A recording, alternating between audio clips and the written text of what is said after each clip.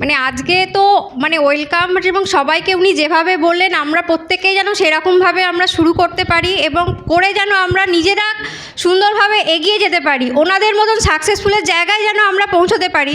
মানে এই স্বপ্ন মানে কৃষ্ণাদি কিন্তু সেই রকম স্বপ্নই কিন্তু আমাদের চোখে দেখিয়ে দিয়ে গেলেন, তো আমরা সেভাবেই কিন্তু চলবো। তো আমি এই ফার্স্ট টাইম হোস্টিং করছি, তো একটুখানি তার জন্য ক্ষমা চেয়ে নিচ্ছি, যদি একটু ভুলচুক হয় একটু নিজ গুণে ক্ষমা করে দেবেন।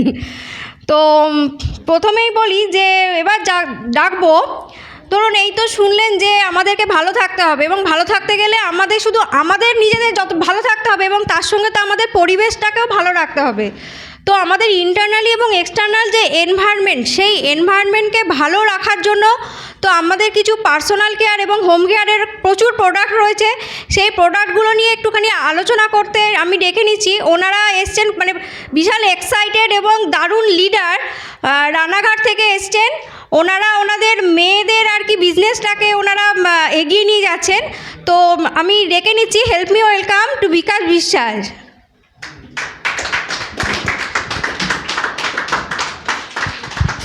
Thank you Nabamita. মানে এত সুন্দরভাবে ডাকলো, সেই সিধুদার ভাষায় বলি সেই শ্যাতানো পাপড়ের মতো হাততালিটা দিচ্ছেন আর কি। হ্যাঁ, তা আমি একটু স্টেজে ডেকে নেব অনাদি এবং সৌরভকে, এই কাজটা করার জন্য ওদের একটু হেল্প লাগবে আমার আর কি। তার আগে আমার পরিচয়টা দিয়ে নিই। আমার নাম তো সবাই জানেন, বিকাশ। আর মিসেস জয়া, আমরা দুজনে স্কুল টিচিং প্রফেশনে আছি। অ্যাকচুয়ালি আমাদের মেয়ের বিজনেস, আমাদের চাকরি এবং ফ্যামিলি সামলে অফ টাইমটা ওর বিজনেস ডেভেলপ করতে হেল্প করি। তো যাই হোক, টপিকে আসি। টাইম লেখা আছে 20 মিনিট, কিন্তু আমাদের আপলাইন মেন্টার মানে তার আগে একটা কথা বলি না, এই যে প্রথমে অ্যাপোলজি চেয়ে নিচ্ছি। আসলে অনেকদিন বাদে এত সুন্দর একটা টপিক পেয়েছি আর কি, সেই জন্য আপলাইন মেন্টারের কথা নামটা বলতেই ভুলে গেছিলাম। এটা একটা অপরাধ, তা আমি মেন্টারের কাছে ক্ষমা চেয়ে নিলাম আর কি। আর কেউই নয়, আজকে এখানে যারা উপস্থিত আছেন সকলের আপলাইন এবং আমাদের মেন্টার, এবং জীবনে অনেক বিষয়ে ওদের কাছে আমরা সারা জীবনের মতো কৃতজ্ঞ। তারা হচ্ছেন দুর্গাশঙ্কর এবং কৃষ্ণা বন্দ্যোপাধ্যায়। মানে ভগবানের কাছে মাঝে মাঝে আর কি চোখ বন্ধ করে মাঝে মাঝে ভাবি দুটো কথা হয়, ইস আর যে ভাগ্যিস। তা বলি এই কথাটা বারবার, ভাগ্যিস এরকম একটা আর কি কাপলের মেন্টারশিপে আমরা থাকার চান্স পেয়েছি। তো যাই হোক, টপিকটা হচ্ছে হোম কেয়ার এবং পার্সোনাল কেয়ার কীভাবে আমাদের ইন্টারনালি এবং এক্সটার্নালি ডেভেলপ করতে বা ভালো রাখতে সাহায্য করে। প্রশ্ন হতে পারে যে পার্সোনাল কেয়ার প্রোডাক্ট বা আমি হোম কেয়ার প্রোডাক্ট ইউজ করব, তাতে আমার ইন্টারনাল ডেভেলপমেন্টটা কোথা থেকে আসে। আমি সত্যি সত্যি এতদিন ডিপলি ভাবিনি, একটু একটু ভাবতাম, জানতাম, কিন্তু এতটাই সত্যি সত্যি পার্সোনাল এফেক্ট যে এতটাই এর আগে সত্যি সত্যি এটা বুঝতে পারিনি। তো যাই হোক, আমি প্রথমে যে কথাটা বলি, আমি একটা প্রশ্ন আপনাদেরকে প্রথমে করি। এই ঘরে যারা আছেন, সকাল থেকে এখনও পর্যন্ত যে যে জিনিসগুলো আমরা ইউজ করেছি বা আপনারা সকলে করেছেন, কোন জিনিসটা আপনারা বাড়িতে নিজেরা তৈরি করে তারপর ইউজ করেছেন? যদি একটুখানি বলেন কোনো একটা প্রোডাক্ট, যে আমি জিনিসটা বাড়িতে তৈরি করেছি তারপরে ব্যবহার করেছি, যে কোনো একজন বলুন। কেউ হাত তুলতে পারলেন না। তার কারণ এই প্রোডাক্টগুলো কেউ না কেউ তৈরি করে, কেউ না কেউ বেচে, কেউ না কেউ প্রমোট করে।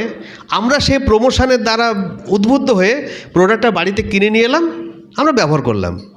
কিন্তু একবার আমরা তলিয়ে দেখি না সত্যি সত্যি এই প্রোডাক্টগুলো আমাকে, আমার পরিবারকে, আমার পরিবেশকে এতদিন ধরে কীভাবে ক্ষতিটা করে এসছে।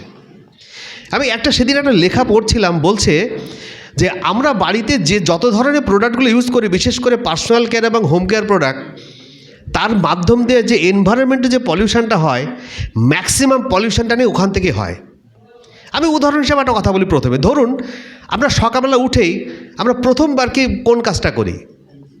কেউ কেউ একটু পরে যেতে পারেন, কিন্তু প্রথমে আমরা যে কাজটা করি, ছোট্ট ঘরটা যাই, তাই তো? এবার সেই ছোট্ট ঘরটা থেকে বেরোই, আমরা একটা হ্যান্ড ওয়াশ ইউজ করি, তাই না? তাহলে এই যে হ্যান্ড ওয়াশটা ইউজ করলাম, আমি আমাদের এমন হ্যান্ড ওয়াশটার কথা আমি বলছি না, কিন্তু এতদিন ধরে যে হ্যান্ড ওয়াশটা ইউজ করেছি, আমরা ভাবতাম কি এই হ্যান্ড ওয়াশটা মনে হয় বাজারের বেস্ট। কোন দিক থেকে বিচার করতাম? দামে কিছু পয়সা সেভ হবে, আর অমুক বলেছে এটা বেস্ট, তাই না? কিন্তু এটা আদৌ বেস্ট কিনা আরও আর কি হিসাবই করে দেখিনি। কিন্তু আজকে আপনাদের কথা বলবো, এই একটা হ্যান্ড ওয়াশ দেখুন, নাম হচ্ছে পার্সোনা এবং নিচে লেখা আছে অ্যালয়।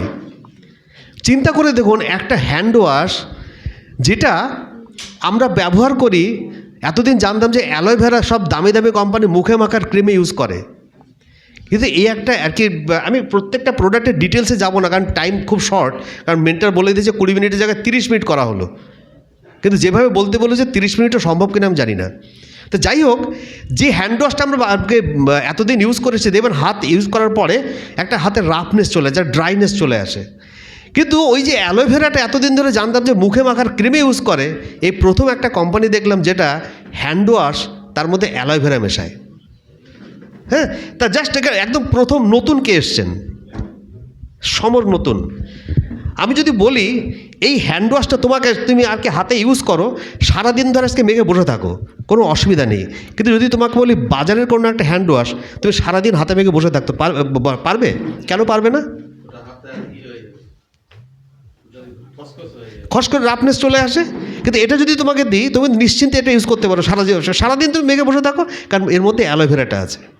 জাস্ট এবার বলি, তারপরে যখন আমরা ধরুন এই যে যখন চলে এলাম, আমরা কি করি? টুথপেস্ট ইউজ করলাম। এই যে টুথপেস্ট ইউজ করলাম, আমি বলি এতদিন আমি ইউজ করে এসেছি ইন্ডিয়া গেট। অনেক বলে সেটা আমার কোনো টুথপেস্ট আছে নাকি? তাহলে হ্যাঁ আছে, কারণ ওই টুথপেস্টটা যতদিন দীর্ঘদিন ধরে ইউজ করে এসেছি, সামনে আর কি দাঁত তুলতে তুলতে ফাঁকা হয়ে যায়, তাই আমি নাম দিচ্ছি ওটা ইন্ডিয়া গেট। এবার ভেবে দেখুন ওটা ইন্ডিয়া গেট কেন, আসলে কি টুথপেস্ট? তা ঘটনা হচ্ছে যে একটা টুথপেস্ট, আমি সেদিন মানে আমাদের যে মেন্টার বলার পরে আমি চ্যাট জিপিটিকে কিছু প্রশ্ন রেখেছিলাম। তা সেখানে বলছে দেখুন, একটা যদি টুথপেস্ট, সেটা যদি আইডিয়াল টুথপেস্ট হতে হয়, এটা কিন্তু আমার কোনো সাজানো কোনো প্রশ্ন নয়, মানে আমার কোনো সাজানো লেখা নয়, কিন্তু এটা চ্যাট জিপিটি যেটা এআই, সে রিপোর্ট দিচ্ছে, বলছে একটা আইডিয়াল টুথপেস্ট যেটা হিউম্যান বডির জন্য রেকমেন্ডেড, তার মধ্যে যে যে কোয়ালিটিগুলো থাকা উচিত, কী কী থাকা উচিত দেখুন। বলছে প্রথমেই যে ফ্লুরাইড কন্টেন্ট থাকা উচিত। কেন? দাঁতের এনামেলটাকে স্ট্রেংথ করার জন্য এবং ক্যাভিটিটাকে আর কি প্রিভেন্ট করার জন্যে। কিন্তু তার একটা মাত্রা বলছে যেটা 1000 থেকে 1500 পার্টস পার মিলিয়ন, অর্থাৎ পিপিএম ম্যাক্সিমাম থাকা উচিত। কিন্তু বাজারের যে কোনো টুথপেস্ট দেখা গেছে তার থেকে অনেক বেশি পরিমাণ থাকে, যার জন্য আমাদের কিন্তু কিছুদিন বাদে কি বলে, দাঁতটা শিরশির করছে, ব্যথা করছে দাঁত। আচ্ছা ধরুন বাজারে যে কোনো টুথপেস্ট আপনি হাতে নিয়ে, বা ধরুন হাতে নিয়ে ঘষলে টের পাবেন যেটা খিচখিচ খিচখিচ করছে। আপনি যদি কোনো বালি জাতীয়, আপনি যদি কাঁচের উপরে যে কয়েকবার ঘষা হয়, সে কাঁচটার কী অবস্থা হতে পারে? দাগ দাগ হয়ে যাবে। আমরা প্রত্যেক দিন ওই টুথপেস্টটা দাঁতে ঘষে আসছি, প্রথমে যে জিনিসটা হয় দাঁতের এনামেলটা ক্ষতিগ্রস্ত হয়, দাঁতের আর কি গোড়াটা ক্ষতিগ্রস্ত হলো। তাহলে আমার এনামেলটা হচ্ছে দাঁতের মেইন বেস, সেটা যদি ক্ষতিগ্রস্ত হয় তাহলে আমার দাঁতের কী রইলো? দাঁতের শিরশিরানির যন্ত্রণা, ব্যথা, রক্ত পড়া, এগুলো হবেই, তাই না? তারপরে বলছে স্পেশালাইজড ডেন্টাল নিডস, সেই কোয়ালিটিগুলো থাকা উচিত। আমি দেখেছি যে আমাদের যে গ্লিস্টার টুথপেস্ট এছাড়া অন্য কোনো টুথপেস্টের নেই। বলছে এডিএ অ্যাপ্রুভাল, আমেরিকান ডেন্টাল অ্যাসোসিয়েশনে যদি অ্যাপ্রুভাল থাকে, বা ইন্ডিয়াতে যেটা ইন্ডিয়ান ডেন্টাল অ্যাসোসিয়েশনে যদি অ্যাপ্রুভাল থাকে, তাহলে সেটা ইউজ করাটা উচিত। আর ইন্ডিয়া থেকে অ্যাপ্রুভাল কীভাবে হয় সেটা আপনারা ভালোই জানেন। এবং বলছে যে ক্যাভিটি প্রোটেকশান, এবং বলছে আরেকটা জিনিস থাকা উচিত যেটা রিমিনারালাইজিং এজেন্ট, যেটা গ্লিস্টার ছাড়া কারোর মধ্যে নেই। অর্থাৎ যে মিনারেলটা ক্ষতিগ্রস্ত হলো সেটাকে আবার রিমিনারালাইজেশনটা করা উচিত। আমি জানলাম না, আমি আমার অজান্তে একটা টুথপেস্ট ইউজ করলাম। তার থেকে বড় কথা, ওই টুথপেস্টটা আমি ভাবলাম যে একটা বাজারের টুথপেস্ট ইউজ করি, আমি একটু ফেললাম, থুতু করে ফেললাম বাইরে। আমি যতবার ওই ধরনের টুথপেস্টে যে ক্ষতিগ্রস্ত যে পার্টিকেলগুলো থাকে আমি এনভায়রনমেন্টে দিলাম, 140 কোটি মানুষ যদি প্রত্যেক মানুষ দিনে 2 বার করে ফেলে আর কি, তাহলে সেটা ইনডিরেক্টলি পরিবেশে কতটা ক্ষতিগ্রস্ত হলো। পাশাপাশি আমি একটা ছোট্ট এক্সপেরিমেন্ট আপনাদের দেখাই, যে দেখে নিন যে আমাদের টুথপেস্টের সঙ্গে বাজারের একটা এক্স ব্র্যান্ডের টুথপেস্টের ফারাকটা কি। একটু ফাস্ট করে দেখা দেবেন। এটা প্রথম দিচ্ছি, এটা আমাদের ব্র্যান্ডের গ্লিস্টার, আর সৌরভদার হাতে যেটা আছে সেটা হচ্ছে এক্স ব্র্যান্ডের গ্লিস্টার। তো আমরা প্রথমেই এর মধ্যে একটু অ্যাসিড দেব, যেটা এতক্ষণ বিকাশদা বললেন। তো আমরা দেখি কী সিচুয়েশন হয়।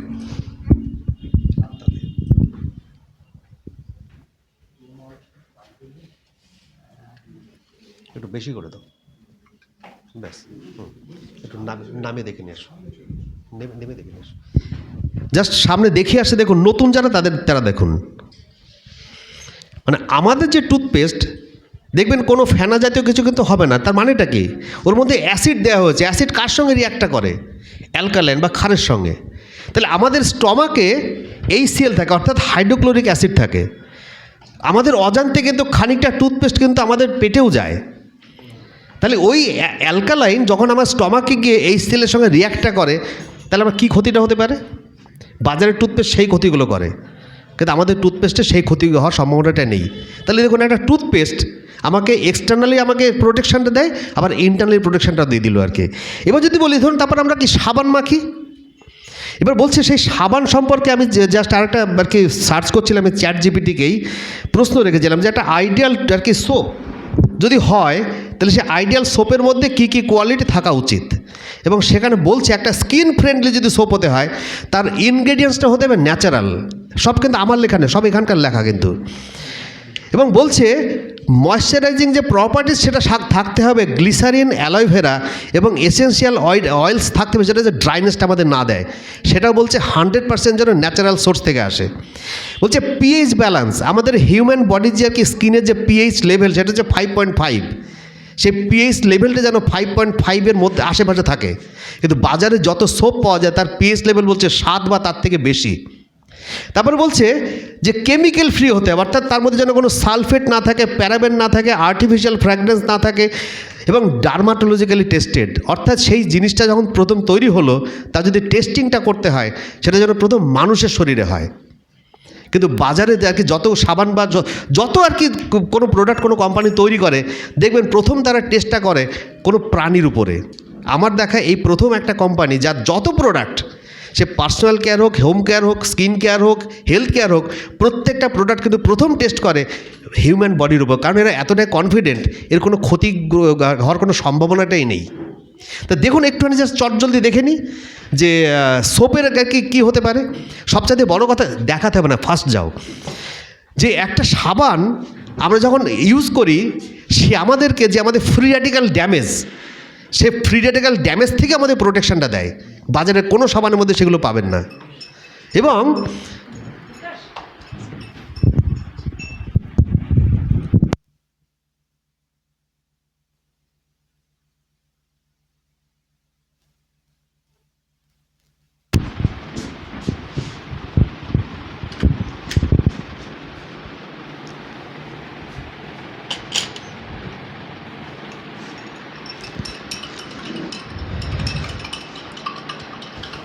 এটা কোন সাবানটা দিয়েছো?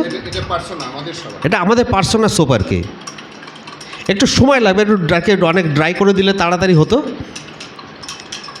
এটা যে আর কি অ্যামোয়ের যে পার্সোনাল সোপ, এটা দেখানো হচ্ছে এই কারণেই, আমাদের যে এত পলিউটেড যে এরিয়ার মধ্যে থাকে যে পলিউশন, সেখান থেকে আমাদের ফ্রি র্যাডিক্যাল যে ড্যামেজটা আমাদের মধ্যে হয়, সেই ড্যামেজ থেকে প্রোটেকশানটা দেয়। আর ওটা হচ্ছে বাজারের সোপ আর কি, একটা এক্স ব্র্যান্ডের সোপ, আমাদের কিন্তু সেই ফ্রি র্যাডিক্যাল ড্যামেজ থেকে যেটা হয় আমাদের, সেই কিন্তু প্রোটেকশানটা দিতে পারে না।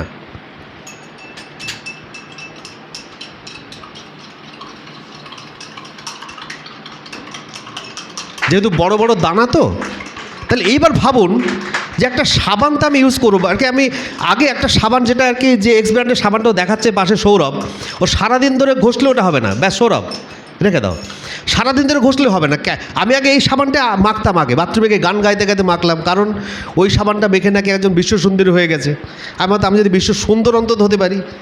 পরে দেখলাম ওর মধ্যে যে ফ্যাট, আমরা ছোটোবেলায় যখন পড়াশুনো করতাম সাবান তৈরি করা শিখেছিল কি, কস্টিক সোডা, তার মধ্যে অ্যানিম্যাল ফ্যাট আর একটা ফ্র্যাগরেন্স দিতে হয়, কারণ গন্ধ। কস্টিক সোডার সঙ্গে অ্যানিম্যাল ফ্যাটটা দেয় কেন? দুটো কারণে। ওটা জমাট বাঁধতে হবে, আর কস্টিক সোডা ডিরেক্ট স্কিনে ইউজ করা যায় না, তাহলে স্কিনটা ড্যামেজ হয়ে যায়। কিন্তু এই একমাত্র সাবান যেটার মধ্যে যে আর কি ময়েশ্চারাইজারটা দিল, সেই ময়েশ্চারাইজার টোটালটাই আর কি প্ল্যান্ট সোর্স, এবং যে ফ্র্যাগরেন্সটা দেয় সেটা কিন্তু কোনো না কোনো আর কি প্ল্যান্ট সোর্স থেকে আছে, কোনো কেমিক্যাল আর কি এখানে নেই, কোনো টাচই নেই। এবার ধরুন যদি আমি তারপরে আসি শ্যাম্পু, মানে ধরুন এই একটা শ্যাম্পু আমার দেখা আমি যখন প্রথম বিজনেসে আসি তখন ছিল যে সেরামাইড ইনফিউশন সিস্টেম, মানে ওইটাই সবচাইতে পৃথিবীর সবচাইতে সেরা টেকনোলজি। সেখান থেকে আরও অ্যাডভান্স টেকনোলজি নিয়ে এলো এনার্জিউব টেকনোলজি। মূল কথা বলছে কি, যে আমাদের চুলের কোথায় কি প্রবলেম আছে সেটা শ্যাম্পু জানে না। এই অ্যামোয়ের যে আর কি স্যাটিনিক শ্যাম্পু, সে কী করে, কোন জায়গায় প্রবলেম সেই প্রবলেমটা খুঁজে সেখানে গিয়ে সে রিপেয়ারের কাজটা করে। সবচাইতে বড় কথা, আমাদের যে স্ক্যাল্পটা আছে, স্ক্যাল্পের কিন্তু যে অ্যাসিড এবং অ্যালকালাইন যে লেভেলটা এক এক জায়গায় কিন্তু এক এক রকম থাকে। যদি একমাত্র পিএইচ ব্যালেন্সড শ্যাম্পু হয় তাহলে সেটা কিন্তু আমাকে সেই ঠিকঠাক প্রোটেকশানটা দিতে পারে। আমার দেখা এমন যে স্যাটিন শ্যাম্পু, সেই পিএইচ ব্যালেন্স মেনে শ্যাম্পু তৈরি হয়। একটা ইনফরমেশান দিই যে আপনারা নিশ্চয়ই দেখতে পাচ্ছেন আমার হাইটটা একটু শর্ট, আমার মায়ের হাইট শর্ট, আমার মায়ের এখানেই তিল, মানে আমার ঠিক একই রকম। আমার বড়ো মামা মারা গেছেন, আমার 2 মামা আছেন। সেই 2 মামা যখন চুল আঁচড়ান কখনো কোনো আয়না লাগে না। তাহলে বুঝে দেখুন কেন আয়নাটা লাগে না। আমি কিন্তু সেই দিকে যাচ্ছিলাম, কিন্তু অ্যামোয়ের যে স্ক্যাল্প টনিক এবং এই স্যাটিনিক শ্যাম্পু আর অন্য প্রোটেকশনের মধ্যে দিয়ে এখনও কিছু অন্তত টিকে রয়েছে। তাহলে চিন্তা করে দেখুন এই শ্যাম্পু বা অন্য কোনো কিছুর এফেক্টটা চিন্তা করে দেখুন। তাহলে ইন্টারনাল এবং এক্সটার্নাল প্রোটেকশনটা, মানে এনভায়রনমেন্ট প্রোটেকশনটাও কীভাবে আসে আর কি। এবং সেই শ্যাম্পুর প্রচুর এখানে ইনফরমেশান রয়েছে, খুব ফাস্ট যেতে হবে বলে এই ChatGPT রিপোর্ট আমি আর সেখানে যাচ্ছি না। ধরুন তারপরে যদি G&S লোশন এবং যদি G&S বডি ওয়াশ বলি, G&S নামকরণ হচ্ছে গ্লিসারিন এবং হানি, এবং সেই লেখাটা একই রকমভাবে এখানে রয়েছে যে যদি একটা বডি ওয়াশ জেল হতে হয় তার মধ্যে যে কোয়ালিটি, আমি সার্চ করে দেখছিলাম সেই কোয়ালিটিগুলো ইন্ডিয়াতে যত বডি ওয়াশ জেল রয়েছে সেই সবগুলো কোনোটার মধ্যে একটা, কোনোটার মধ্যে 2টো আছে, কিন্তু কমপ্লিট যে আর কি কোয়ালিটিগুলো ইন্ডিয়াতে যত ধরনের বডি ওয়াশ জেল রয়েছে কোনো বডি ওয়াশ জেলের মধ্যে সমস্ত ওই কোয়ালিটি একসঙ্গে নেই। কিন্তু মজার কথা কি, প্রত্যেকটা কোয়ালিটি একমাত্র দেখলাম G&S যে কি বডি ওয়াশ জেলের মধ্যেই রয়েছে। তাহলে চিন্তা করে দেখুন, যেটা আমার সেই প্রোটেকশানগুলো আমি পাই এটা ইউজ করার পরে। এবং মজার কথা হচ্ছে কি, G&S অর্থাৎ গ্লিসারিন এবং হানি, আরও কিছু আছে অনেক ডিটেলস, আমি ডিটেলসে যাচ্ছি না, মানে পিওরলি গ্লিসারিন এবং হানি থেকে তৈরি। এবার ধরুন যদি বলি হ্যান্ড ওয়াশ, যেটা বললাম একটু আগে, বা স্ক্যাল্প টনিক যেটা বললাম, ধরুন ফেস ওয়াশ, তারপরে ধরুন যদি বলি ডিওড্রেন্ট, মানে ধরুন একটা বাজারের ডিওড্রেন্ট আমরা যদি ইউজ করি, আমি মানে আগের অভিজ্ঞতা বলছি, যতবার আমি আমাদের আর কি বগলে স্প্রে করেছি, কারণ আমাদের গন্ধটা ওখান থেকে বেশি আসে আর গরম আসছে আর বেশি করে আসবে, ততবার আমাকে স্কিন ডাক্তারের কাছে গিয়ে কনসাল্ট করতে হয়েছে এটাকে আমি সারাবো কীভাবে। দেখবেন গোটা গোটা বেরিয়ে আসে, কারণ অ্যালকোহল ছাড়া কখনো বডি স্প্রে তৈরি হয় না। আর সেখানে অ্যালকোহলের মাত্রাটা এতটাই বেশি যে আমাদের ওই প্রবলেমগুলো চলে আসে। কিন্তু অ্যামোয়ের তৈরি যে ডিওড্রেন্টগুলো আছে, সে ডাইনামাইট হোক বা অ্যাটিটিউড হোক, অ্যালকোহলের মাত্রাটা একদম লো, সেটা আমার কখনো স্কিনের কোনো প্রবলেম আসতে দেয় না। তাহলে এগুলো জানার পরে আমি কোন ডিওটা ইউজ করব। হ্যাঁ, যদি বলি আমি জাস্ট এবার হোম কেয়ারে আসি, মানে জামা কাপড় কাচের ডিটারজেন্ট, আমি একই রকমভাবে যখন জামা কাপড় কাচের ডিটারজেন্টের একটা সার্চ করেছিলাম, সেখানে বলছে যে আইডিয়াল ডিটারজেন্ট তার মধ্যে কী কী কোয়ালিটি থাকা উচিত। প্রথম কথা বলছে বায়োডিগ্রেডেবল ইনগ্রেডিয়েন্টস, অর্থাৎ তার মধ্যে যা কিছু যে কোয়ালিটিসগুলো থাকবে, মানে যা কিছু ইনগ্রেডিয়েন্টস থাকবে প্রত্যেকটা যে বায়োডিগ্রেডেবল হয়। আমার বডিটা বায়োডিগ্রেডেবল, কিন্তু একটা প্লাস্টিক সে কিন্তু বায়োডিগ্রেডেবল সাধারণত হয় না। মজার কথা হচ্ছে কি, এই অ্যামোয়ের যত প্রোডাক্ট এসছে প্রত্যেকটা প্রোডাক্টের যে কন্টেনারটা সেটাও কিন্তু বায়োডিগ্রেডেবল, অর্থাৎ মাটির সঙ্গে পুরোটা মিশে যায়। এমনকি বলছে যদি প্রোডাক্টটা খুব হাই কোয়ালিটি হতে হয় সেইটার মধ্যে বলছে বায়োকোয়েস্ট টেকনোলজি থাকতে হবে। বায়োকোয়েস্টের মূল কথাটা কি, 2টো কোয়ালিটি মেইন, হাইলি কনসেন্ট্রেটেড এবং প্রত্যেকটা ইনগ্রেডিয়েন্ট যেন ন্যাচারাল সোর্স থেকে আসে।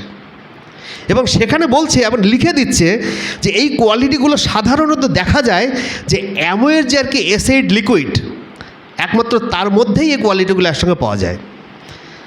এর ফলে যেটা বলছে, এরাই বলছে যদি এই ডিটারজেন্টটা ইউজ করা হয় তাহলে মানুষের পক্ষে স্কিন ফ্রেন্ডলি এবং আমার পরিবেশের পক্ষে প্রচণ্ড পরিমাণে উপকারী, অর্থাৎ পরিবেশের মধ্যে কোনো ধরনের কোনো হার্মফুল রেসিডু রেখে যায় না। আর কি বলছে যে নো ফসফেটস এবং সালফেটস, আইডিয়াল ডিটারজেন্টের মধ্যে কখনো কোনো ফসফেট এবং সালফেট থাকা যাবে না। এবং বলছে যে better for skin and reduce allergic reactions. কেন বলছে হাইপো অ্যালার্জেনিক এবং ফ্র্যাগরেন্স ফ্রি হতে হবে। এবং বলছে প্রোডাক্টটা যেন একদম কমপ্লিটলি কনসেন্ট্রেটেড এবং লো ওয়েস্ট হয়, আর লাস্ট যে কোয়ালিটিটা বলছে কোল্ড ওয়াটার এফিসিয়েন্সি, এবং বলছে যেন ওয়াটার ফুটপ্রিন্ট এবং কার্বন ফুটপ্রিন্ট খুব মিনিমাম হয়। এটা কিন্তু আমার লেখা নয়, প্রত্যেকটা কিন্তু ChatGPT রিপোর্ট পাঠাচ্ছে, এবং সেখানে বলছে সমস্ত যতগুলো কোয়ালিটি দেখা যায় একমাত্র অ্যামোয়ের যে এসআইড লিকুইড এর মধ্যে একসঙ্গে পাওয়া যায়। আমি ধরুন জামা কাপড় কাচবো, আমি হয়তো ভাবলাম বাজার থেকে একটা ডিটারজেন্ট নিয়ে এলাম, সেটা দিয়ে জামা কাপড় কাচলাম, হয়তো সেটা পরিষ্কার হলো। আপনাদের যেমন জামা কাপড় আজকে কিন্তু তাড়াতাড়ি বাতিল করে দিই, সেটা কিন্তু ছেঁড়ার জন্য নয়, কিন্তু কালারটা ফেড হয়ে যায় ফেলে দিই। এক্সপেরিমেন্ট করে দেখালে আপনারা বুঝতে পারবেন কেন। পাশাপাশি যখন আমি জামা কাপড় কাচলাম, ওর মধ্যে প্রচুর পরিমাণে ফসফেট এবং প্রচুর পরিমাণে আর্সেনিক সল্ট থাকবে। দেখবেন গ্রাম এলাকার জলে আর্সেনিকটা বেশি। আর্সেনিক বেশি হওয়ার অনেকগুলো কারণ আছে, কারণ আন্ডার ওয়াটার যে হারে উঠছে চাষবাসের মতো জন্য, সেটা একটা কারণ। বা ধরুন প্রচুর পরিমাণে আর্সেনিক সল্ট যখন এইসব ডিটারজেন্টের মধ্যে থাকে, যখন কাঁচা হয়, আমরা ডিটারজেন্টটাকে তার রিইউজ করতে পারি না, আমরা ফেলে দিই। গ্রাম এলাকায় কিন্তু ড্রেনেজ ব্যবস্থা সেইভাবে এখনো তৈরি হয়নি, কাছাকাছি কোনো টিউবওয়েল বা তার গোড়ায় গিয়ে জলটা জমে, এবং সেখানে গিয়ে নিচে যখন ওয়াটার সার্ভিসের সঙ্গে মেশে ওই আর্সেনিক লেভেলটা অটোমেটিক্যালি বেড়ে যায়। তাহলে আমি একটা জামা কাপড় কাচা ডিটারজেন্ট দিয়ে জামা কাপড় তো কাচলাম, আমি আমার পরবর্তী জেনারেশনের জন্য কী রেখে যাচ্ছি, একটা পলিউটেড একটা এনভায়রনমেন্ট আমি কিন্তু উপহার দিচ্ছি। পাশাপাশি যদি অ্যামোয়ের এসআইড লিকুইড ইউজ করি, আমি আমার জামা কাপড়টা ভালো রাখতে পারি, তার কালার ভালো থাকবে। 10 মিনিট ঠিক আছে, কালার ভালো থাকবে, আমি আমার পরবর্তী জেনারেশনের জন্য একটা ভালো এনভায়রনমেন্টকে আমি উপহার দিতে পারি। এবার ধরুন দুটোর মধ্যে হলুদ দাও, এ পাশে একটা অ্যাসিড লিকুইড আর ও পাশে একটা এক্স ব্র্যান্ড, তাই তো? তো দেখবেন বাড়িতে ছোটোবেলা আমরা চুন হলুদ হাতে পায়ে চোটফোট পেলে আমাদের বাবা মা ঠাকুমা দাদুরা চুন হলুদ গরম করে লাগিয়েছে। তো যখনই হলুদের মধ্যে চুন যায়, হলুদটাকে হলুদ কালার থাকে না, কালারটা চেঞ্জ হয়ে যায়। ব্যাস ব্যাস ব্যাস, দেখুন তার মানে কি আমার জামা কাপড়টা কালারটা ভালো থাকলো। এবং মজার কথা, এই ChatGPT বলছে যে ইনগ্রেডিয়েন্টস যদি ন্যাচারাল সোর্স থেকে হয়, তাহলে যখন আমাদের এই যে জামা কাপড়টা স্কিন কন্ট্যাক্টে আসে, যে গরম আসে যখন ঘামি, পুরো রেসিডু কিন্তু ধুলে কিন্তু যায় না, আমার স্কিনের প্রোটেকশানটাও দেয়। হ্যাঁ, এবার যদি বলি, তারপরে যদি আমরা ধরুন ইউজ করি কোনটা, ডিশ ওয়াশ, বাসন মাজবো, মানে চিন্তা করুন একটা ডিশ ওয়াশ, মানে সেটার মধ্যে ওই যেটা বলছিলাম একটু আগে অ্যালোভেরা বা আরও অনেক যে কোয়ালিটি যেগুলো আছে, আমি ডিটেলস তো বলছি, 10 মিনিট অলরেডি টাইম দেখিয়ে দিয়েছে। একটা ডিশ ড্রপ আমি বাসন মাজবো। আমরা কি সাধারণত এতদিন ইউজ করে এক্স ব্র্যান্ডের, ধরুন অর্জুনের দাদা, নাম বলছি না, সেটা একটু এক্সপেরিমেন্ট করে দেখাতে ধরুন তেল দিল, এবং ওর মধ্যে মানে বাজারের একটা এক্স ব্র্যান্ডের ডিটারজেন্ট দিয়ে আর কি একটু চামচটা ওয়াশ করার চেষ্টা করবে, দুটোর মধ্যেই তেল দিয়েছে। আর আমাদের এখানে ডিশ ড্রপ দিয়েও মাজবে আর কি। দেখবেন আমি বাড়িতে অন্তত দেখেছি, আমি তো বাসন খুব একটা মাজার প্রয়োজন পড়ে না, ঠেলায় না পড়লে বিড়াল গাছে ওঠে না, বাড়িতে যখন কেউ না থাকে তখন মাজতাম। তখন দেখেছি আর কি, যতবার হাজারবার মাজলেও সেই তেল চিটে ভাবটা কিন্তু যেত না, তেল তেলে ভাব রয়েই যেত। কিন্তু যখন ডিশ ড্রপ চলে এলো, তখন আর মাজতে কোনো খারাপ লাগতো না। কারণটা কি, পুরোপুরি ঝকঝকে পরিষ্কার হয়ে যায়, এবং ট্রাইডিক ডিটারজেন্সি সিস্টেম বা টেকনোলজি এর মধ্যে রয়েছে, 3 ধরনের ফ্যাট কেটে পরিষ্কার করে দেয়। এবং একটা আইডিয়াল যদি আর কি যদি সোপ হতে হয়, যেটা ডিশ ড্রপ আর কি, তার মধ্যেও বলছে দেখুন বায়োডিগ্রেডেবিলিটি এবং ন্যাচারাল ইনগ্রেডিয়েন্টস, স্কিন ফ্রেন্ডলি আর কি সমস্ত পার্টিকেলস থাকতে হবে। এবং মজার কথা বলছে কি, প্যাকেজিংটা যেন আর কি এনভায়রনমেন্ট ফ্রেন্ডলি হয়, যেটা এসআইটের ক্ষেত্রে বলেছিল, এর ক্ষেত্রে তাই বলছে। এবং দেখবেন এই যে আমাদের অ্যামোয়ের যে প্রত্যেকটা প্রোডাক্ট আসে, প্রত্যেকটা প্যাকেজিং কিন্তু একদম ধুয়ে দেখাও একটুখানি।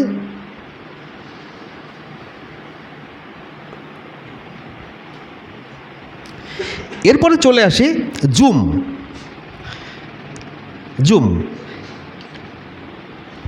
এবং একটা লেখা পড়ছিলাম, সেখানে বলছে মানে আমরা জুম বা ধরুন আর কি আমরা রান্নাঘরটার জন্য তেল চিটে থাকে, পরিষ্কার করি। এক্স ব্র্যান্ডে যতদিন পরিষ্কার হয়েছে, তেল চিটে ভাব পুরোটা যেত না।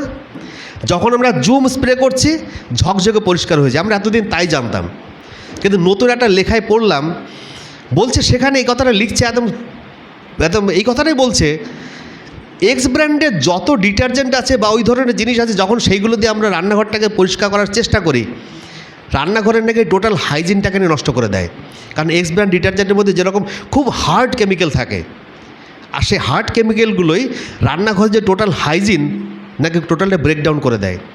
কিন্তু অ্যামোয়ের যে জুমটা রয়েছে সেটা দিয়ে যখন আমরা আর কি পরিষ্কার করি, ঝকঝকে পরিষ্কার তো হয় এবং তার সঙ্গে হাইজিনটাকে মেনটেন করে।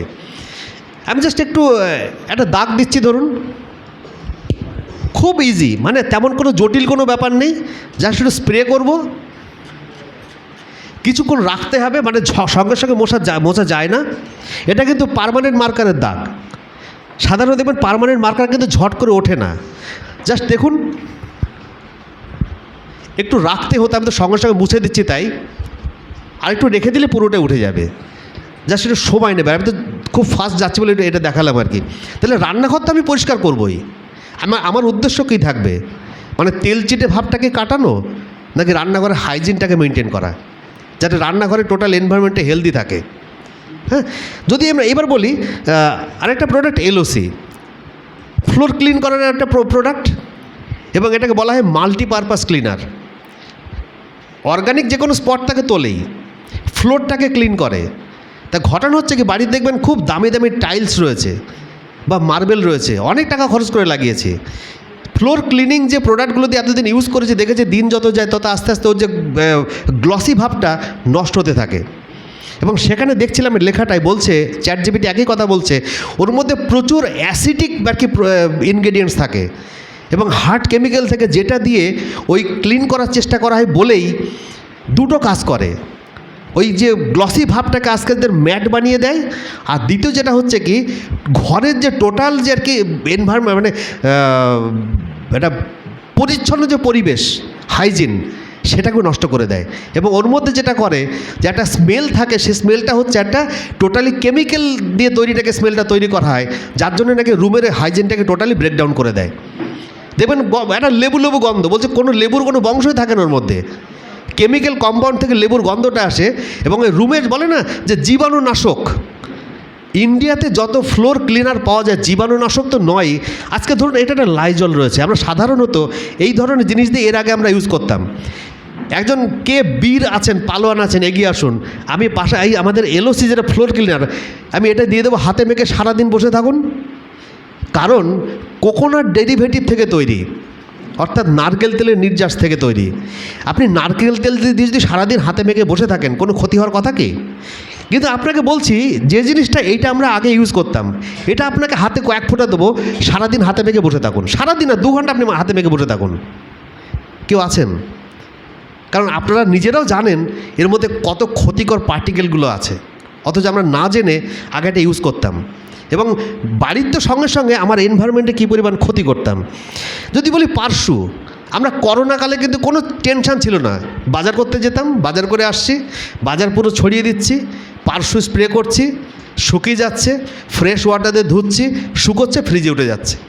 আবার পাশাপাশি এই পার্শ্বর বদলে যে জিনিসটা আগে আমরা ইউজ করতাম বাড়িতে, ধরুন এই লাইজল বা ডেটল, কোনো ফুড কন্ট্যাক্ট, এটা ধরুন খাবার জিনিস, সবজি বা মাছ মাংস, আপনি তাতে একটু ডেটল বা কি লাইজল স্প্রে করে দিয়ে তারপর সেটা ধুয়ে খেতে পারবেন কখনো? কিন্তু যেহেতু আমাদের এই আর কি অ্যামোয়ের এই যে পার্শ্বটা ডিসইনফেক্টেড ক্লিনার, এবং বলছে এই পার্শ্ব 100% আর কি জীবাণুটাকে মারতে পারে, HIV পজিটিভকে কিল করতে পারে। তাহলে চিন্তা করুন, পার্শ্ব আমাদেরকে এই প্রোটেকশনটা দেয় সমস্ত দিক থেকে। ফুড কন্ট্যাক্ট এরিয়াতে আপনি ইউজ করতে পারেন, কারণ এর টোটাল যে ইনগ্রিডিয়েন্টসটা 100% ন্যাচারাল সোর্স থেকে আসে। এবং লাস্ট একটা কথা বলবো, সেটা হচ্ছে অ্যাপসাইডটি। হয়তো হোম কেয়ারের মধ্যে এটা পড়ে না, কিন্তু এই প্রোডাক্টটা অবশ্যই বলবো, বা কার ওয়াশ নিয়ে বলতেই পারি, সিলিকন গ্লেজ নিয়ে বলতে পারি। সময় নিয়ে বলে আমি জাস্ট অ্যাপসাইডটি বলে শেষ করব। অ্যাপসাইডটি কথাটা কেন বলছি, অল পারপাস স্প্রে অ্যাডজুভেন্ট। চাষের যখন আমরা যে প্রোডাক্টগুলো ইউজ করি, সাধারণত চাষিরা যারা ইউজ করেন, তার মধ্যে ওরা বলে এটাকে আঠা, সার, বিষ বা ডিরেক্ট মাটিতে যে সমস্তগুলো ইউজ করে সেগুলোর সঙ্গে সাধারণত আঠাগুলো ইউজ করে থাকে। তা ঘটনা হচ্ছে, ওদের যখন এই কথাগুলো বলছিলাম, বা আমি 2-1টা ক্ষেত্রে যখন চাষিদের সঙ্গে কথা বলেছি, তারা বলছে যে সত্যি সত্যি আপনারা দেখানোর পরে বুঝতে পারলাম এই জিনিসটা কতটা উপকারী। যখন আমরা এটার সঙ্গে ধরুন এই যে কচু পাতা কখনো দেখেছেন জল ধরে? নিশ্চয়ই না। বা পদ্ম পাতায় জল ধরে? জাস্ট দেখিয়ে দিচ্ছে জল ধরে না, ফেলে দেখিয়ে দাও, জল ধরেনি। এটার মধ্যে কি অ্যাপসা দিয়েছো? এটার মধ্যে অ্যাপসা দিয়েছে 1 ফোঁটা। এবং এটা করে কি, যখন স্প্রে করা হয়, যেহেতু স্প্রেডার ক্ষমতা আছে, অনেক বেশি ছড়িয়ে যায়, জল আর কি আমাদেরকে অনেক বাঁচিয়ে দেয়।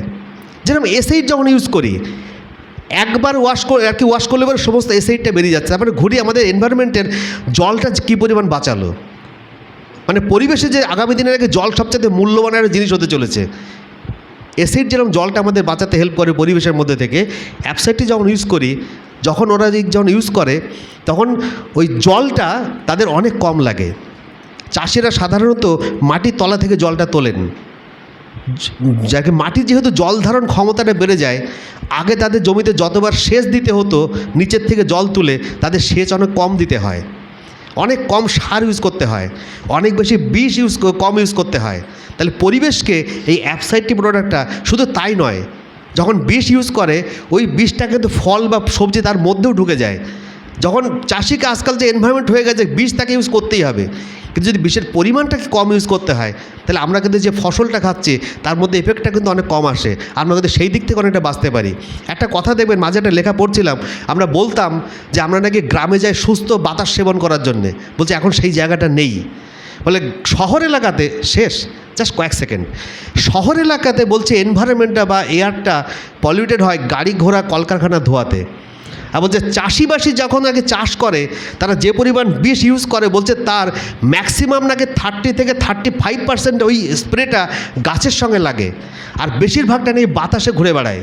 তাহলে গ্রাম এলাকায় মানুষেরা সেই পলিউশনটা নেয়, সেটা কোনটা? কলকারখানা গাড়ি ধোয়া না, সেটা নেয় ওই বিষটাকে। তাই ফ্রেশ এয়ার কিন্তু গ্রামেও এখন নেই। তাহলে আমরা যদি চাষিদেরকে এই অ্যাপসাইডটি প্রোডাক্টটা প্রমোট করতে পারি, আমরা ঘুরিয়ে কিন্তু তারা গ্রামের পরিবেশ, ঘুরিয়ে শহর, সমস্ত এলাকার পরিবেশটা কিন্তু অ্যাপসাইডটির মধ্যে আমরা নিজেদেরকে অনেকটা বাঁচাতে পারি বা সেভ করতে পারি। জাস্ট এইটুকুনি। Thank you. Over to host.